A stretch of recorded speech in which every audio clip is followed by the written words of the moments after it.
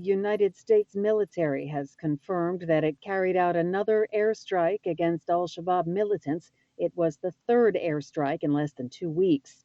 Sunday's strike was in support of Somali government forces.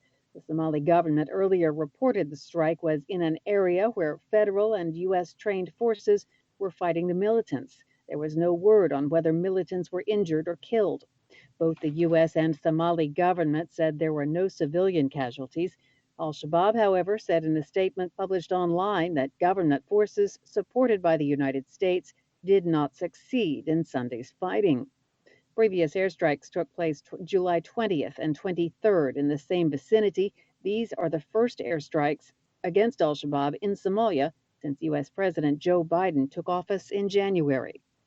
The United States and Britain on Sunday blamed Iran for a drone attack last week on an oil tanker off the coast of Oman that killed 2 people. In a statement, U.S. Secretary of State Antony Blinken said on Sunday, "We are confident that Iran conducted this attack." The top U.S. diplomat said there was no justification for the attack on the Mercer Street oil tanker in the North Arabian Sea. Blinken said the attack threatens freedom of navigation through this crucial waterway, international shipping and commerce, and the lives of those on the vessels involved. He said the U.S. is consulting with allies and governments in the Middle East, in his words, on an appropriate response, which will be forthcoming. British Foreign Secretary Dominic Raab said, "We believe this attack was deliberate, targeted, and a clear violation of international law by Iran. No one has claimed responsibility for the attack." Dozens of villages were evacuated in tourist hotspots in southern Turkey on Sunday as wildfires that have claimed 8 lives raged for a 5th day. Blazes also hit Greece, Italy, and Spain. Fanned by soaring temperatures and strong winds, with experts saying that climate change increases both the frequency and intensity of such blazes, this year's fire season has been significantly more destructive than the previous average, this according to EU data. Turkey is suffering its worst fires in at least a decade. After hitting record levels last month, temperatures are set to remain high. President Recep Tayyip Erdogan has been criticized after it emerged that Turkey has no firefighting planes, even though 1/3 of its territory is forested. Fires are becoming increasingly frequent. According to EU figures, Turkey has been hit by 133 wildfires in 2021 so far. That's compared with an average of 43 by this point in the years between 2008 and 2020. Chinese cities rolled out mass testing of millions of people and imposed fresh travel restrictions as health authorities battle to contain the country's most widespread coronavirus outbreak in months. China on Sunday reported 75 new coronavirus cases, with 53 local transmissions, with the cluster linked to an eastern airport now reported to have spread to over 20 cities and more than a dozen provinces. The outbreak is geographically the largest to hit China in several months after the country's successes in largely snuffing out the pandemic within its borders last year. Myanmar's junta chief said Sunday that elections will be held and a state of emergency lifted by August 2023. That extends the military's initial timeline given when it deposed civilian leader Aung San Suu Kyi 6 months ago. The country has been in turmoil since the army ousted her in February, launching a bloody crackdown that has killed more than 900 people, according to a local monitoring group. The general's announcement would place Myanmar in the military's grip for nearly 2.5 years instead of the initial 1-year timeline the army announced days after the coup. And Kosovo's president on Sunday awarded a medal to the late son of U.S. President Joe Biden for his service in helping to build the country's justice system after war ended there more than 2 decades ago. Beau Biden worked in Kosovo after the Kosovo War ended in 1993. He helped train local prosecutors and judges for the Organization for Security and Cooperation in Europe. Former Attorney General for Delaware died in 2015 of cancer at age 46.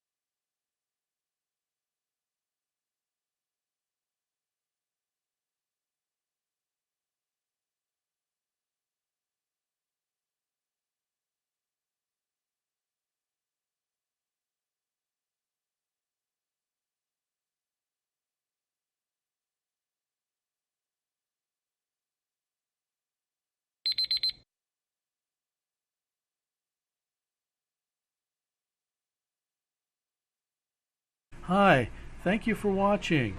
I hope the videos are useful for you. Please subscribe to my channel using the button below.